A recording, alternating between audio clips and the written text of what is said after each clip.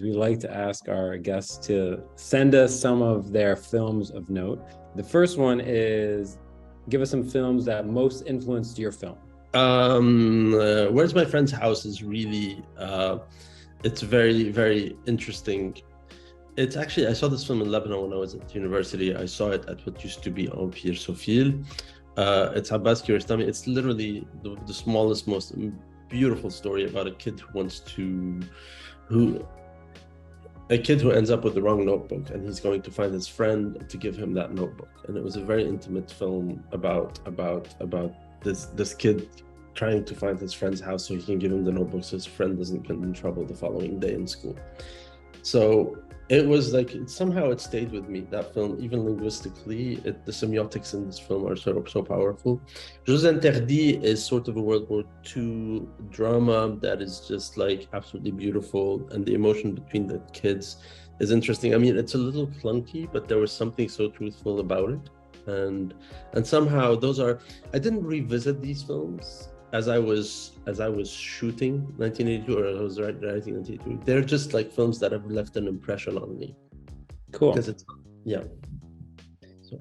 The film that you really loved as a kid.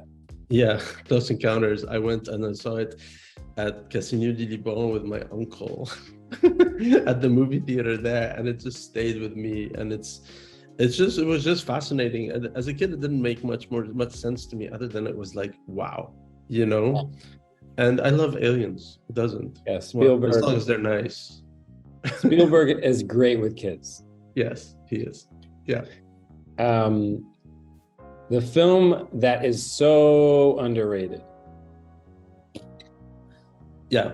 Baghdad Cafe, which not many people know. That movie is one of the reasons I make films. And my dad thought it was the most boring films, and I watched it so I was a teenager, I was just watching it over and over and over. And Gattaca, I just love that film. It's just like aesthetic. Yes, people of the time like it, but they tend to forget it. And it's like such a beautiful futuristic drama that it's a reference for me. So. I have to say, I've never heard of Baghdad Cafe, so I'm going to check it out. Oh yeah, it's a very strange and very beautiful film. Cool. The film that all film students must watch.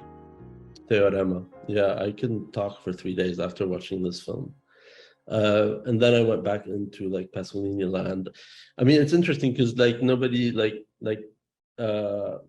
this is sort of a different world than the world that I presented in 1982. And one of the things that's really important for me, and I think every story sort of commands its aesthetic, right? So 1982, if you see The Rifle, the Jackal, the Wolf, and the Boy, it's a very different aesthetic than 1982, though editorially it feels the same and whatnot, but visually and aesthetically it's very different.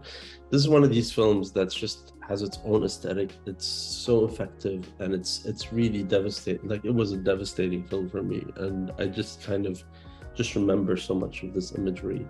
And then Pasolini is like brutally honest about humanity. Okay, this is on my watch list next week. The film that you could rewatch all the time. Exotica. I love this film.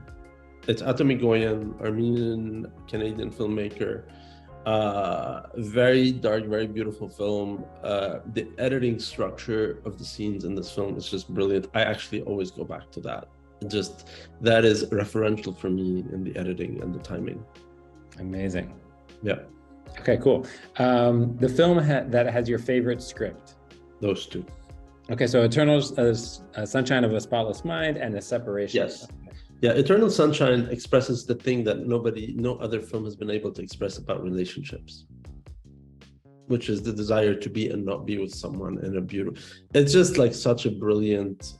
It's where, yeah, and The Separation is just devastating, and it's kind of generational for me with A Separation, when somehow the kids have to make the decision, you know, and how just is that, or how unjust is it? Both films really marked me. So. Okay, we actually have two more. Okay, so the film that is most beautifully shot. Between those two, yeah, In the Mood for Love, Wong Kar-wai, which I've seen several times, and then 2046. I just think Wong Kar-wai's visual structure, he made Hong Kong look so beautiful and sultry, and the piano I remember seeing it at a movie theater at the La Présidence. I think it was in Zouk. Yeah. And when it first came out, and I was just like stunned by, and it was actually, for me, The Piano was one of the most decisive, colored, was one of the most effectively colored films I've ever seen. I remember the impression, I remember how important tone was, and this was one of the most tonally powerful film I've ever seen.